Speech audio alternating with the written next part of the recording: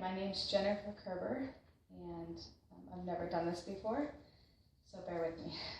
I'm here to tell you a little bit about myself and my life in hopes that it will reach maybe even one person who's gone through or still is going through a little of what I've gone through. First, I'd like to thank God for giving me this opportunity, as well as for the strength and courage to be vulnerable. Thank you, Father. May my words bless you and praise you. This is just a little bit of my story. I wasn't very popular as a kid. I had no friends. I was a tomboy, played in the dirt, stuff like that. It wasn't until 6th grade that I made friends. And even then, I lost my best friend. She was kidnapped and murdered when I was 12, which put me in a very deep depression. 10 days after my 13th birthday, my life turned upside down.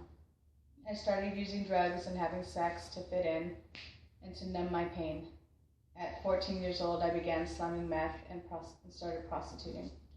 From age 13 to 23, I lived this way, running away, going to juvenile hall, group homes, hitchhiking to different cities, going with any man that would look my way.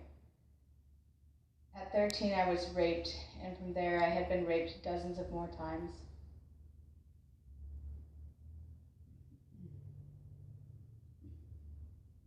I was beaten numerous times, left in public places to be humiliated. I used drugs during the pregnancies of 2 of my 3 children, in which I paid for those mistakes every day.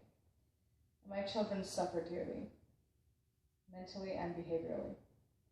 I'm not a bad person. I've made terrible mistakes in my life. That yes, sometimes I wish I could change, but I can't. I've been clean from drugs almost 8 years. I have a wonderful husband. I'm a stay-at-home mom with 3 beautiful children. And I'm a devoted Christian. I'm not perfect. Sometimes I yell. Sometimes I cuss. I get angry. Sometimes I drink. Sometimes I smoke cigarettes. I'm not perfect, but nobody's perfect. I also suffer from PTSD and depression, but my past does not define me. I sometimes get really low on myself for things I've done, but God has forgiven me, and that goes for anyone. It doesn't matter what you've done in your life. Jesus Christ died on the cross so we could be forgiven. You don't have to live in the shadow of your former self and what you've done, but rather in the light of who God has created you to be. God can heal any wound we have, if only we let him.